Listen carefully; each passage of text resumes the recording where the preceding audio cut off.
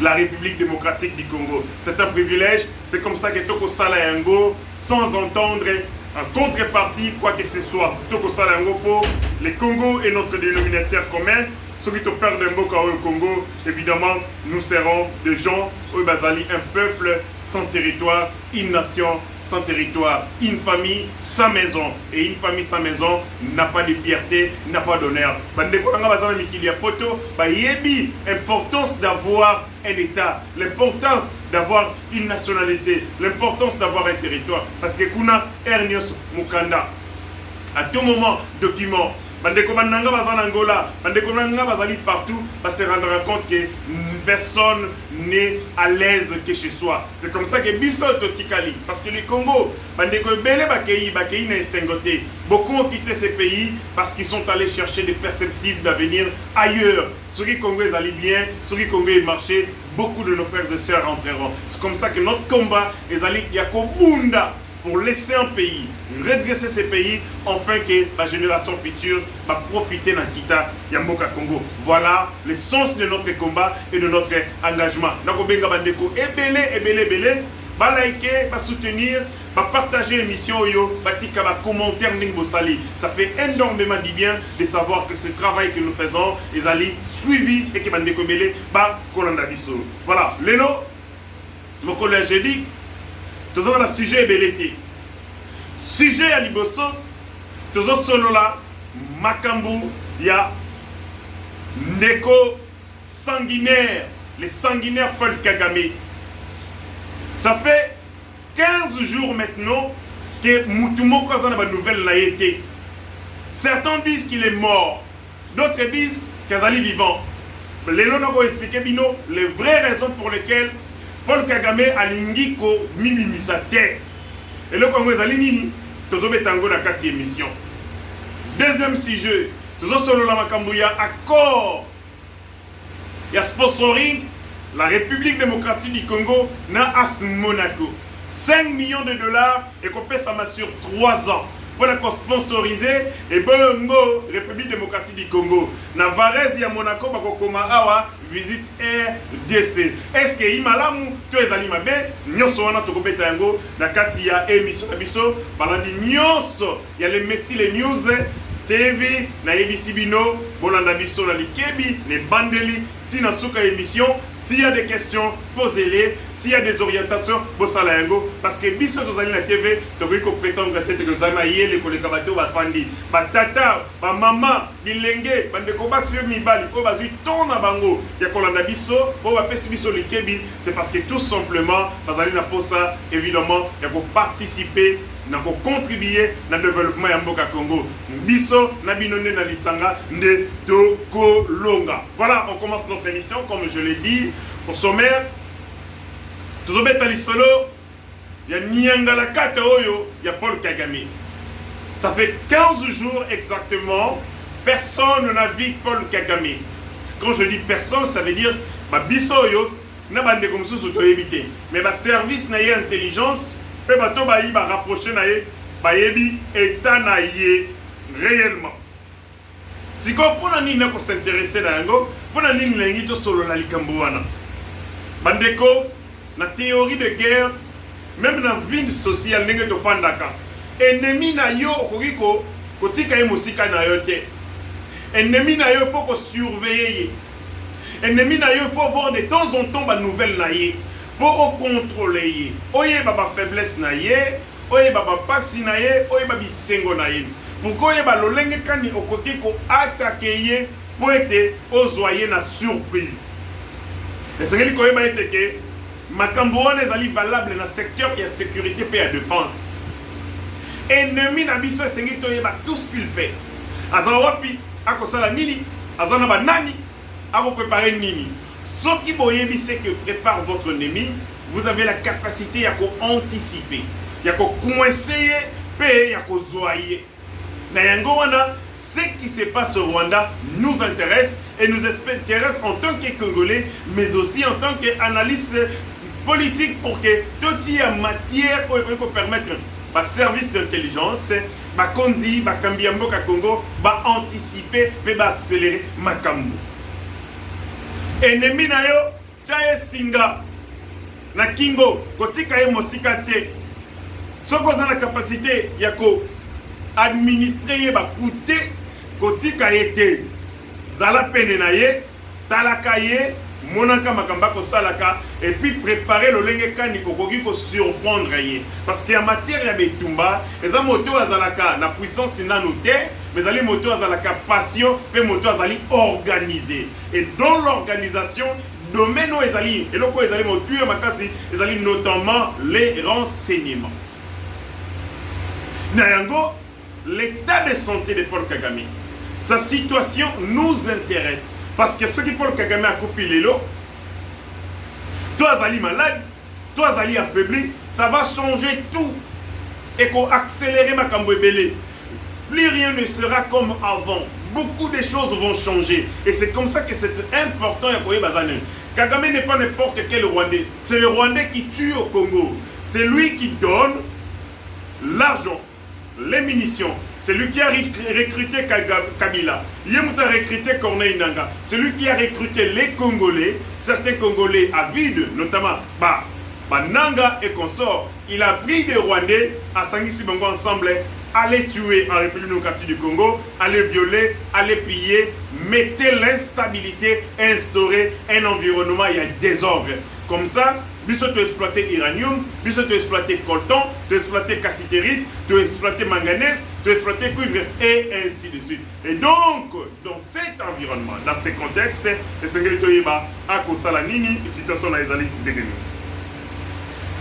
Pandeko, là je posais les bases théoriques. Pourquoi le Seigneur Toyeba situation à Paul Kagame?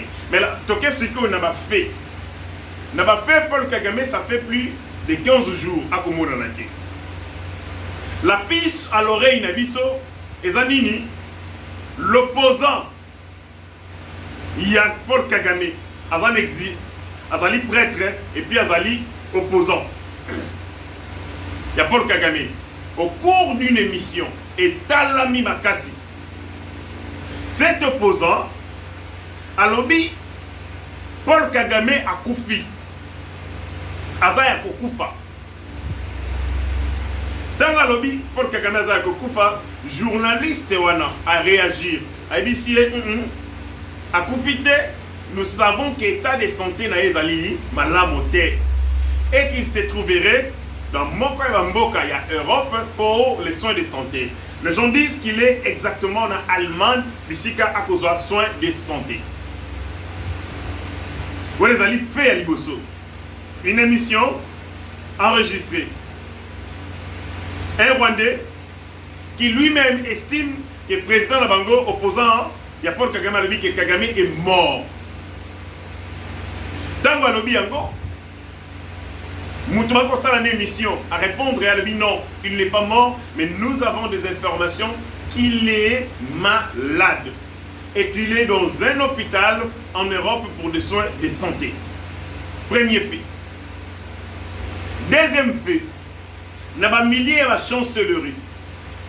Bakoloba était que Paul Kagame a organisé son intérim de manière officieuse, c'est-à-dire dans le coucou entre Yé, le premier ministre de Rwanda. Vous avez pour preuve, Baoutiko organisé clôture et formation, il y a 108 militaires rwandais. La formation, on a ici, les clôtures et formation, il y a 108 militaires rwandais. Il y a école, on va venir dans le collège Kanyamira, je crois bien. Mouta présidé clôture et formation, c'est le premier ministre. Et quand Moussi Batumakasi, parce qu'on sait que Paul Kagame à Lingaka, secteur y a armé Makasi. Kagame a une attention Makasi dans le secteur y a armé, parce que l'armée on aime que ça le crime au y a Lingaka. Il accorde une attention soutenue. Dans ma campagne sur l'Italie armée, Paul Kagame a zangakate yemuta président Kagame. Il partout au monde a été, mais sauf l'armée. Là il ne manque pas dans le domaine de l'armée. Mais là que Kamusibiso, c'est que Paul Kagame, lui qui aime l'armée, a brillé par son absence dans l'activité où il y a clôture et formation militaire. Et c'est le premier ministre Edouard Ngirite qui a présidé.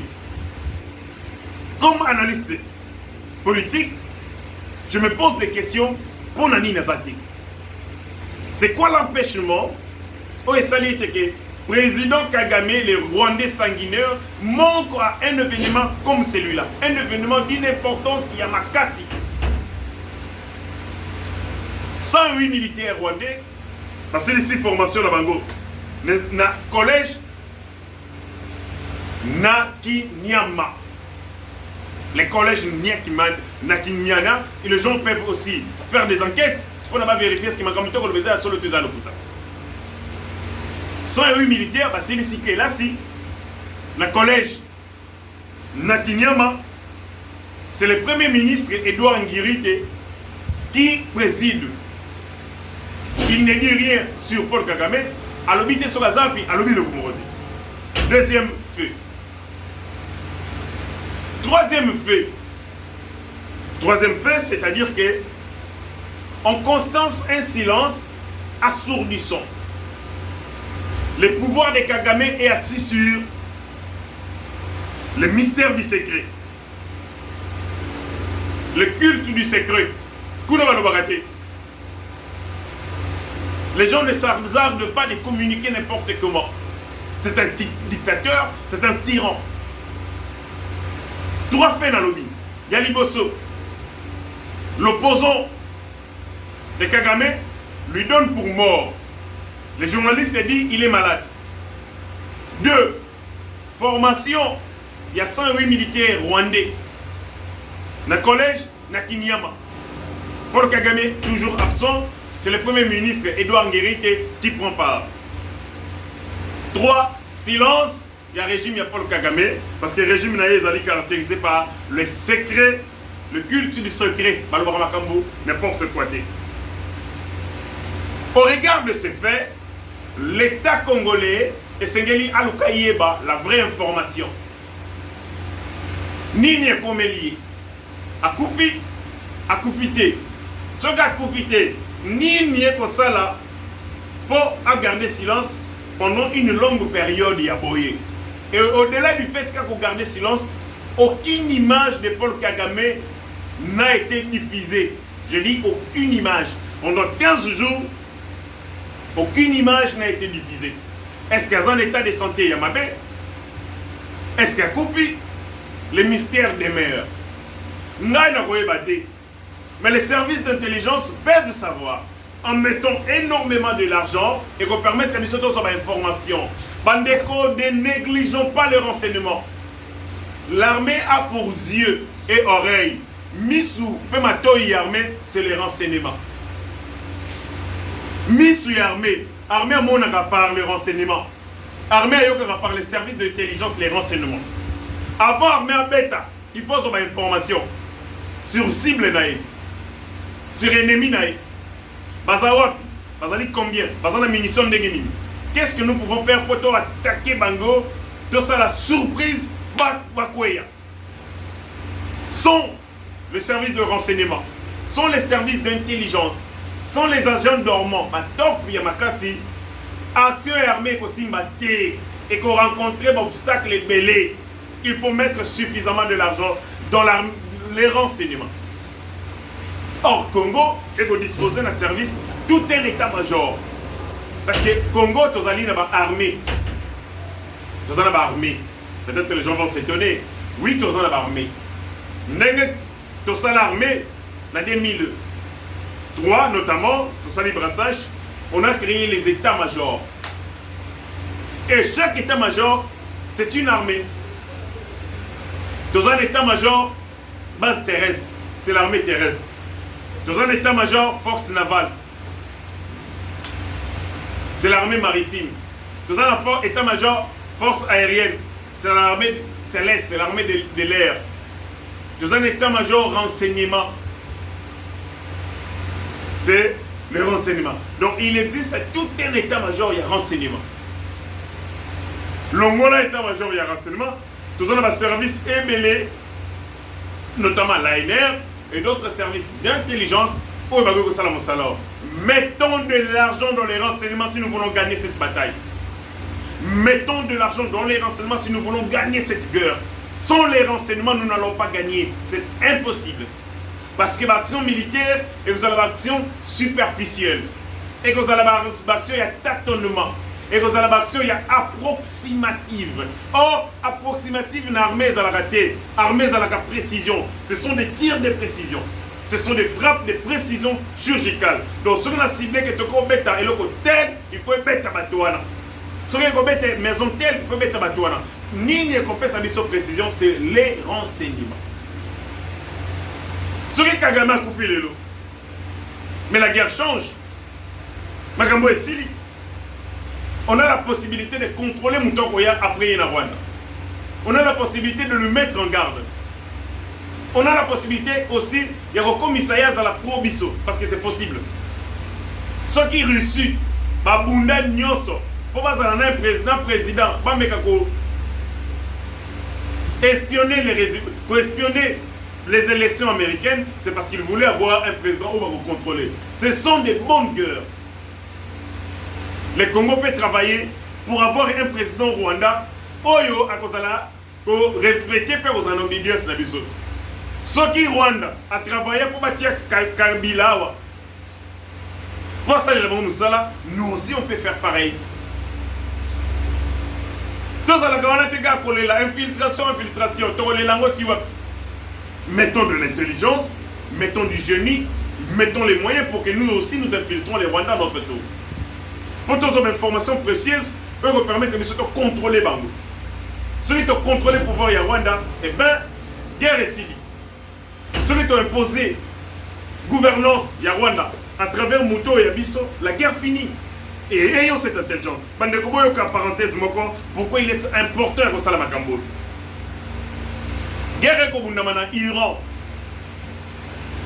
na Israël. Iran et Israël, distance, ceux qui n'ont pas constaté, ceux qui n'ont pas constaté, l'écart entre Iran et Israël, c'est 1600 km. Je dis 1600 km. De base, penza musika makasi, mais pas au Bunda. Et ça, c'est le cas de Rwanda. Vous avez encore traversé qui est guisé. Donc, il y a un petit problème pour ceux qui sont liés à Rwanda. Parce qu'on a une proximité géographique. Donc, on peut être bomi dans la minute. Mais c'est une préparation et c'est une sérieux. Il y a un dossier à Israël et Iran. Les gens qui s'intéressent à la politique internationale, Iran, d'après ligne éditoriale, il y a des Français. Parce que si vous voyez Iran et Israël, il y a des médias français. Il y a des médias neutres et puis il y a des médias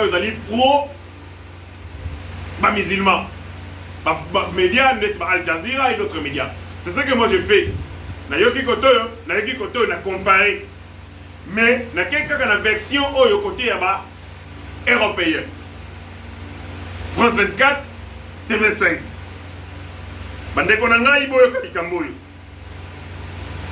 Nini Sali que Mikolo qui était beaucoup de généraux, il y a armée, il y a Iran, Bakoufi est belé. Beaucoup de leaders, il y a armée, il y a révolution, Bakoufi. Nani a sali et Keba Bango parce qu'il va frapper Bango, on a renvoyé des missiles de précision et des missiles de précision et que au coup de l'armée, pe bomi Bango. Bakoufi est belé. Nini bomi Bango, c'est les renseignements. C'est les renseignements. Oyo Israël avec les services de renseignement Mossad, Yamakasi, Basalaki, ne pesi Bango la précision pour neutraliser Benjamin Bango.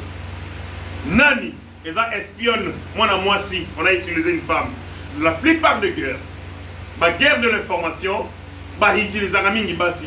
Il y a un moment où Rwanda batinda basi ya baboule, batinda la bango bakonja Congo. Bakonja bela Congo, au moins likangu na yemoko. Ba fille wa boule wana. Beaucoup sont des Rwandaises. Tant bazala pemé bakonja na biso. L'objectif est d'aller cause d'information. Tous à la vigilance. Israël est une espionne dans l'Iran. Espionne, on a comme on a Catherine Perez Sakdam. Madame Catherine Perez Sakdam, il y a une espionne au Israël à Tinda, dans l'Iran. Azakotou, Moutou Israël, Aza française. Besoin pour un niveau. C'est-à-dire, on recrute une française, on l'envoie en Iran. Parce que la guerre en Iran, guerre directe, c'est Mbalaliboso qui y a maintenant un affrontement militaire, une conquête militaire. Avant, il y a que des États vont s'engager dans la guerre. Mais malgré ça, il y a déjà espion dans Bango. Catherine Azagi Namoka, Iran, elle se convertir dans l'islam. Le gars Irez Alimboka l'islam, elle se convertir dans l'islam, dans le schisme. Tant qu'elle se convertir, à comme comment, l'article belé à la gloire et à la révolution iranienne. Pour jouer bien bien. À comme l'article à défendre ma principe et belé. Il y a eu la telle dans ma principe de Bango. Donc gouvernement, jury consulte. Oh, ils sont en Iran. Bah écrit et c'est pas si bah contre Iran. Si bah il publier encore même et pas avec guide suprême. Ali Khamenei. Donc guide suprême il y a Liban Lelo a publié un article il y a moi dans mon soir. À ce père là dans ma casse. OK, il va quitter les espions. Derrière apparence na yona agent Mossad. Mossad c'est un service de renseignement il y a Israël. Bazalaki siko à travers moi mon soir cause de information. Moi si on a entré en contact avec ma conduit belé yamboka Liban, yamboka Iran. À ce moment-là, il y a une tradition, parce qu'il s'est passé pour une intellectuelle, mais aussi journaliste. Et à travers le statut de journaliste, à poussé ni pemeni yabasi yaba conduit belé yamboka Iran, par responsable politique, par responsable religieux, par membre et gardien de la révolution. À côté de Batouana, mingi. À côté de visiter la zone sensible, il y a Iran. Carrément la moisson. Tant que sali ba amitié na basi ba kondi à Iran, notamment ba membre de la révolution libyenne iranienne, ba pessier ba information. Basi ba betima solo a gagné confiance na bango. Ba teke lié disque nyoso. Si mibali na bango, bisika ba kendaka, ba bureau place mibali na bango salaka, même ba site souterrain bisika bazali ko enrichir uranium atbateka lié nyonso. Tant que c'est ce côté que la nyonso, y a une carte d'information à retransférer. Ba pesier, ba date, y a une opération, ba résidence na bango, ba déplacement ni bal na bango. Donc azali questionner bango dans les moindres détails. Chaque mot est enregistré à côté de Israël. Chaque mot est Israël. Chaque mot est. Ce qu'on appelle ces informations, on est état-major armé dans la mission de Sekatel, Yazou Atindi. Oh, mon bal n'a pas se déplacer à Okene na base tel à Komi. Oh, ton salabou à Komi. Et tant que vous avez information, nyonso wana. Le gars a comparé le gars innocente. Sans qu'on ait été bana baso na information za ko pesa ye bazinde ko teka bo mibali na bango et mibali na bango nyonso ba kufi yango na opération o Israël a mené ezali na précision chirurgicale pour la nini va s'appuyer na ba information recueillie par espionne na bango Catherine, espionne française. C'est une parenthèse.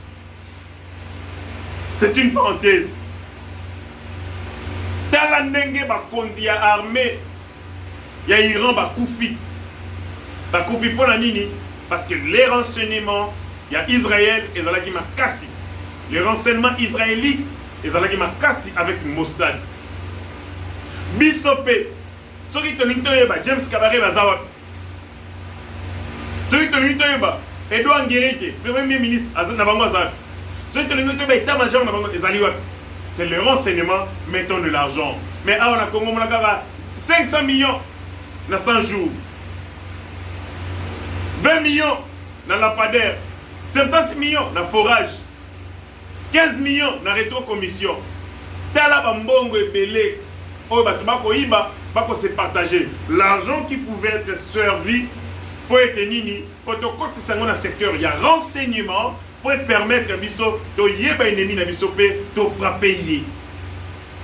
C'est une parenthèse, na zongi siko na makambo. Na beti le soya Catherine pour te comprendre l'importance au renseignement qu'on fait dire pendant Mboka. Sans renseignement pour gagner guerre de. Sans renseignement, nous ne mettrons pas Kagame à genoux. Les gens, au bazali de la conscience, parce que ça comme aventure dans le secteur de renseignement. Mais dans Mboka Congo, comment on peut même utiliser un agent de renseignement? Pour rejoindre Moutou, comme si agent de renseignement, pour recruter par exemple un Ghanéen, un Malien, un Sénégalais. On le voit qu'il y a un bon monaïe, n'étant place à vous recevoir le renseignement, Zoba Moko a détourné un bon monaïe, ça fait mal. Mouyibi Moko a détourné un bon monaïe. Soit avec le premier mois, vous détournez un bon monaïe, deuxième mois. Mais abandonné. Au moment où Moutou a comme espion, à Balouke Libino, pour monier. Papa ennemi na bino, peut pas passer un bon rôle le cabine. Et à combien côté comme information na bino. Pour nous manquons du sérieux. Ce qui va le bineti, n'a hérité ngash. N'a commis espion. N'a que le numéro de Nambo Kalman. N'a que espionné par Rwandais Nyoso. Ce qui va le bineti, il faut pas commis sangai enseignant. Il faut pas fabriquer un peu comme enseignant. Il faut profil nanga. Moussa na kosala et correspondre na makambo ba kotinanga comme mission. Ce qui va devenir comme un musicien, mais dans un renseignement. Beaucoup de dans conditions. Il faut que vous foutez dans hôtel, sur hôtel. Ce qui est monnaie, c'est que beaucoup de hommes d'affaires, net pour l'unique et dans l'option, mais espion, mais un homme d'affaires. Il faut que vous soyez là. Il faut conditionner dans un angle et même soupçon de la bâton espionner. Pas douter dans la ça demande de l'argent. Mais espionnage ni no sala, oyoka mbongo na va détourner. Pas bato mabungu minenda. On a détourné ton argent. On veut t'envoyer ndengeni. Espion faut un équipement. Faut un appareil malonga. Ce que une information à la minute au transmettre un mot. Il faut ça na chombo ya makasi. Il faut ça la ligne moko oyo mutu akoyi ko interférer na ngote. C'est-à-dire que ligne na ngai faut la sécuriser, protéger. Est-ce que na mboka Congo nous avons la possibilité de tirer un bon pour l'espionnage? Est-ce que tu tiens un bon est-ce que volonté à tirer ça? Bato baza pemena mokonza mboka. Boyebi saka nini? Bono makambo na biso na Rwanda. Boyebi saka nini? Qui accord est aussi ça. Boyebi saka nini? Que la guerre est aussi sa insécurité. Mais tant que c'est quoi la priorité des priorités? Est-ce l'équipement militaire, la formation militaire, la remise à niveau, il y a personnel militaire, ration, tonine. Ma priorité est ébélée. Mais priorité à priorité, les appels renseignements. Sans renseignement, trop gagné. Bandeko, d'après les informations à ma possession, Kagame a Koko c'est la maladie. Cela Koko c'est la maladie. Avant maladie est solo. Mais allant dans ces deux hypothèses, pourquoi Kagame mentirait d'être malade? L'hypothèse voilà, c'est que l'accord où il fallait la signer. L'accord de paix entre Bissona Rwanda, les États-Unis d'Amérique, ma date, le 27 juin. Fini la récréation. Le 27 juin, Bisso, Nakagame, na table Moroto signé accord. Comme Ayoki peut-être, il est coincé. Parce que l'accord de paix, ils ont pour le bénéfice qu'il y a Rwanda. Les plus grands perdants, c'est Paul Kagame. On est les plus grands perdants de cet accord de paix entre Congo na Rwanda et Paul Kagame. Ce qu'on dit, Félix Atekimboka, non.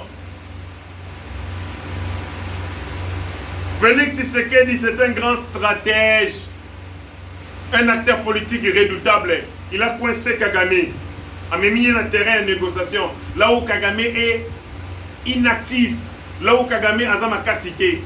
Sur le plan militaire, oui, bako bomelanga bandeko. Oui, bako boma. Mais sur le plan militaire, le plan diplomatique, bako perdre. Yango Kagame a kolinga terrain diplomatique. Et si quand Félix Tshisekedi a memi et perd comme Elissaï libérant, donc moi un bébé. Rwanda, la Belgique, bakata relation diplomatique. États-Unis sanctionnant, bakondi à Rwanda, des sanctions ciblées. L'Union européenne et Qatar aide naïe militaire, il y a 20 millions d'euros. Grande-Bretagne, et Qatar accord na bango coopération avec exilés, il fallait bâtir dans la Rwanda contre beaucoup d'argent. Canada, dengue encore. Conseil de sécurité des Nations Unies, bazo ba résolution. C'est clair. Kagame a mis sur le terrain diplomatique. Mbata, il a beaucoup reculé. Yango a commis qui terrain diplomatique. Bazaï Kobeta Bale na président Félix Antoine Tshisekedi. A même Félix Tshisekedi na terrain. Yamabanga. Félix Tshisekedi a dit terrain est inadapté. Félix a mis un terrain poto-poto. Et terrain poto-poto, c'est la diplomatie. Et là, il perd. A reculé. Kagame a cessé d'être très fort. Il n'est plus sur le maître du GT. A subir basso péché diplomatique, il y a président Félix Antoine Tshisekedi. Il faut les reconnaître. Mais on en a sur les conquêtes militaires, congolais. Là, je suis d'accord, on tue mes frères. Mais côté la diplomatie, Kagame a kokokaki. Il y a un temps que les Américains, déjà les Américains vont s'intéresser dans le Congo et Rwanda. C'est un grand succès diplomatique. C'est une victoire diplomatique. Dossier à Congo, qui parlait de ça? Conseil de sécurité des Nations Unies, combien de familles étaient sur la fente? Rapport mapping, où est enquêté par les experts des Nations Unies. Le Conseil de sécurité ne traite pas de ces rapports. Or, ces rapports, de manière claire, noir sur blanc, à Koba Banan, responsable, il y a un peu.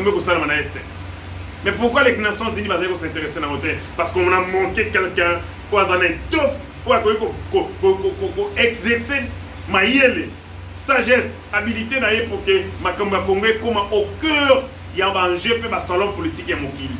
Lélo est comme au cœur, il y a un enjeu politique mondial. Parce que Trump ne jure que pour trouver qui n'y a dans RDC, la République démocratique, na Mboka Rwanda. Ça veut dire que les problèmes du Congo préoccupent au plus haut niveau. Mboka Mine ni Mokili. Lélo Oyo, Kagame ayant eu écho, qui m'a imposé date, il y a les 27 jours, il faut signer accord. Probablement, il est entré maintenant. Il y a encore c'est la maladie. Le col a évacué un accord quand la minute fois ils ont signé, il montre qu'il est malade pour être à participer. Mais à Ebaboui, à la malade, à la coma, à la soins intensifs, peu importe état de santé, à signer accord le 27 juin pour que ces aventures aient si là.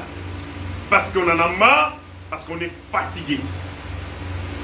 Yangoba Congolais, j'interpelle les autorités. Le temps est arrivé d'investir davantage sur le renseignement. On a quoi parce que ceux qui posent des informations, tu as besoin d'informations. Pourquoi vous avez dit ça américain que Kagame n'est pas malade? À quoi ça? Mais qui a ces informations? J'ai donné une stratégie. L'État congolais communiqué pour provoquer Paul Kagame ou le gouvernement rwandais va réagir. C'est-à-dire quoi? Patrick Mouyaya, ministre de la communication, ça la tweet boy. Le gouvernement congolais suit avec une attention soutenue ce qui se passe au Rwanda. Mais regrette cependant que la disparition de Paul Kagame nous fait manquer l'occasion qu'il soit jugé pour ses crimes dans notre pays. Pour comprendre la phrase, c'est de la provocation. Le premier paragraphe dans le lobby, tu dois suivre. Mais quand même, on est dans Rwanda. Le deuxième paragraphe dans le lobby, tu dois regretter ce accueilli parce que tu as une occasion à s'embattre. Alors, ceux qui portent des remèdes à vivant, tu as beaucoup fait. Le Rwanda va réagir.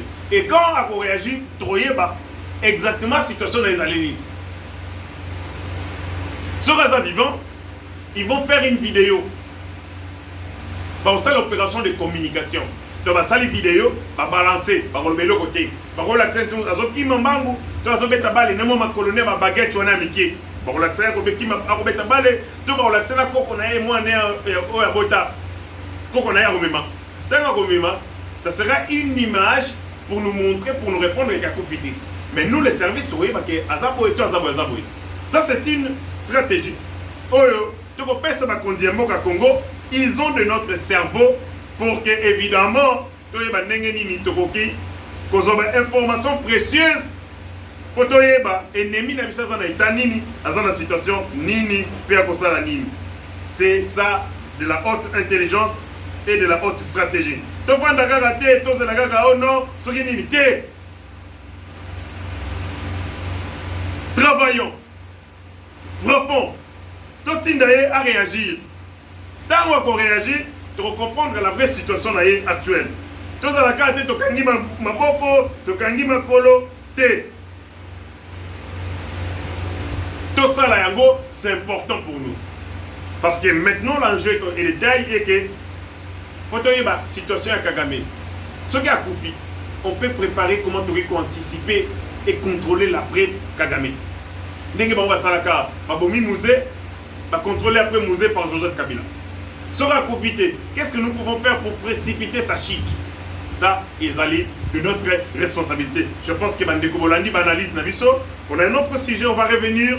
Dossier à Didier Boudimbo.